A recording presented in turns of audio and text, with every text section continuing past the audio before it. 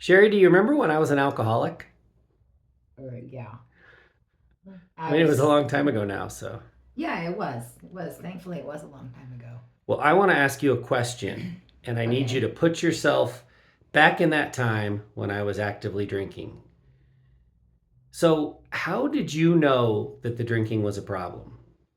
Mm. Uh, let's see. So way back.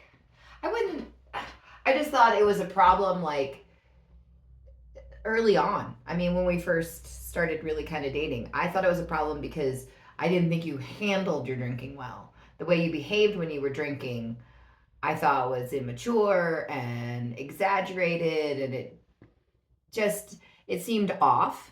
I mean, there were a lot of people that I knew that drank. I drank. And yes, there were times that people got out of hand, but I feel like every time you drank, it was like out of hand and your behavior was chaotic. And I thought, "Ugh, but maybe that's just a immaturity thing. Maybe he's just a little more immature." Um, So, that was the first red flag, but that you was just blazed right on through that exactly one? because I just, I justified it. I was like, he's 21, 22. Um, I'm a little bit older than you. And when you did drink, like, because I didn't see you every day, you were in class and living in your fraternity and stuff. But when you did drink, it was usually to excess and bingeable type drinking. So I was like, okay, well, this is just bingeable type behavior. And he's trying to show off, and his friends are dorks. And so they all are acting, just a little bit out of hand. But I just felt like there was a little bit something different in the way that you handled your emotions when you were drinking. Like looking back, I'm like, God, you were either really happy or really sad or really mad. Um, Are there it other was, emotions besides that? I mean, I'm a man and I'm unfamiliar with anything beyond happy, sad, mad. well, well, that's how you expressed yourself. I mean, we've come to find out you have lots of emotions. Well, actually, you just have one emotion, fear. And That's right. There is everybody. only one emotion, but that's a story for That's a another day. story for another What day. about when you thought it was a problem, but I didn't think it was a problem? Can you talk about what that conflict is like a little Yeah. bit? So when you got your first like real job and we moved away and you wanted to drink like every night, and again it was like I didn't see you drink on a day to day, and so like you would be like, well, my dad always drinks a couple of cocktails when he gets home from work, but I was like every day, but you didn't like stop at just two. Yeah, and yours were super strong. And so that caused a lot of conflict early on. And you just kept making sure that I was aware that it was my family that had the drinking problem history. I was just overreacting. Everybody drinks like this. So this went on for years, and this undercurrent of like, I just felt really uncomfortable around it. I tried to like drink with you and tried to kind of not necessarily keep up, but try to be relaxed about it. But something inside me kept fighting it, like this is just not setting well for me.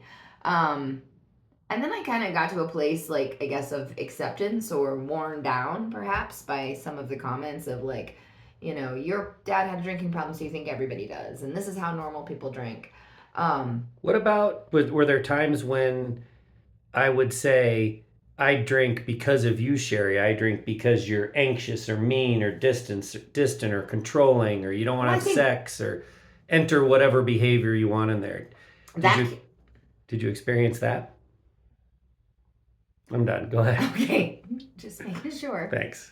um I don't remember a lot of those kind of comments earlier on.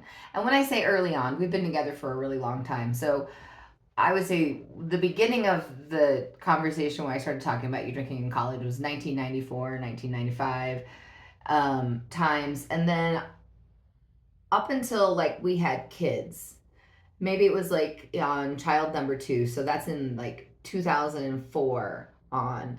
That's when I feel like I remember those sort of comments coming out. Before it was always like, come on, drink with me, like have fun with me. We're gonna have fun doing this.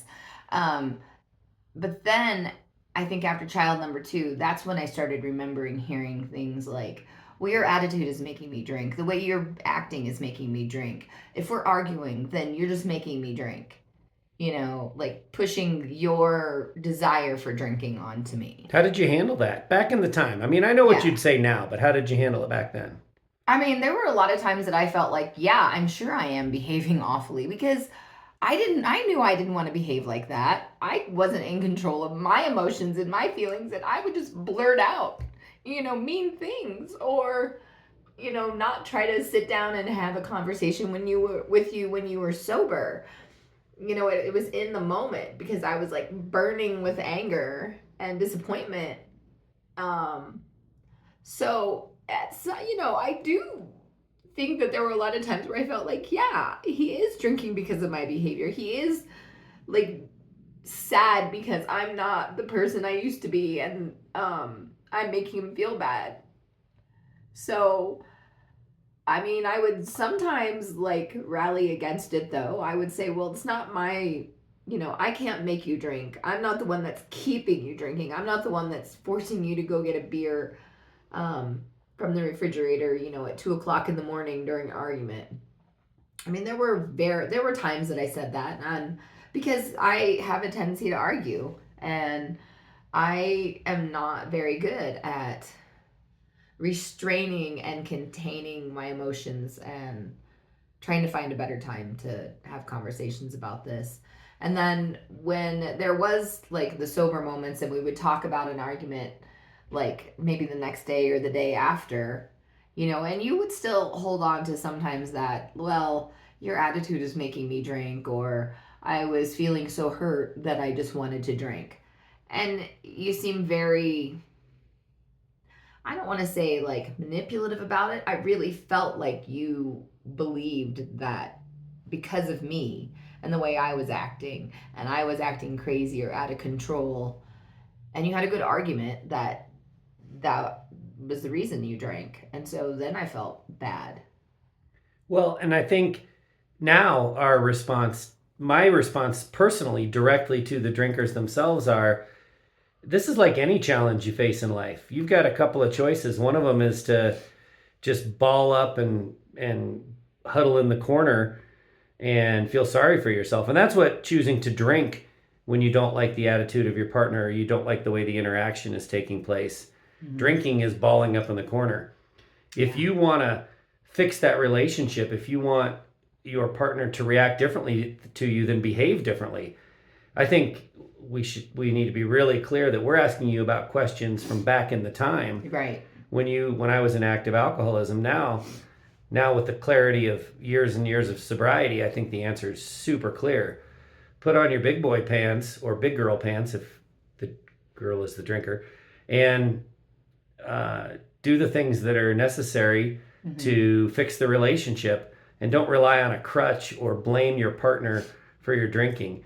Yeah, there's lots of relationships that go through challenges, but balling up in the corner and just cowering away from them, that's not the solution. And that's what drinking is. Yeah. And now I would say, if I had gotten any help and support and done anything for myself back in your drinking days, you know, there are a couple things that there's a lot of things we've learned, but a couple things that I would say to that now is, right, I can't make you drink. You have to deal with your own emotions and your own reactions, and that you can't lay that responsibility on me. That's not having accountability for your own behavior. Also, I would say if you don't like the way I'm acting and you don't like the way I'm behaving and the things I'm saying, then maybe look at what the alcohol is doing to us, both of us. It's changing you, it's changing me, and it's not changing us for good. So going back and blaming the alcohol, saying it's changing us. It's not just making you drunk and me mad. It's taking over the house.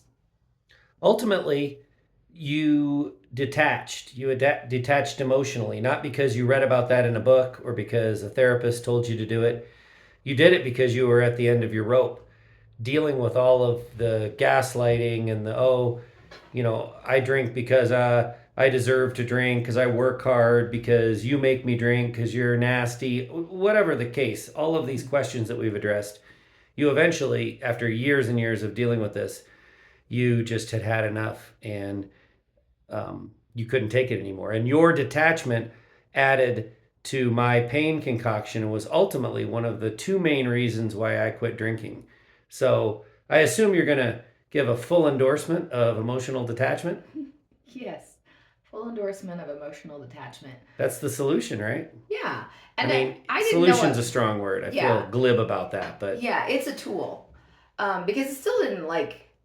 I mean, I could not be around you and I could not engage, but also there were times that I had to like practice being strong and knowing because it's going to upset me more being around you and I didn't want to upset the kids more. So detaching in that way or maybe leaving and doing something without you was the only way that I felt like I could be stable for our kids more often than being in the house watching you spiral at times. Um so I just felt like, you know, that was kind of something I didn't learn anywhere. It just kind of occurred naturally, and I don't think you can force it. I mean, you can practice it, but you can't force it. I think you have to get to this point inside your own head and your own heart and say, I'm saving myself, and I'm trying to do my best to maybe protect the others in the household by doing this, by not getting so emotionally invested in the chaotic, neurotic outbursts and behaviors that sometimes go along with alcoholism, or maybe the reverse of the totally withdrawn sort of person, like sitting there, being in the house and being, hoping that they engage, but they're not because that's not their drinking style.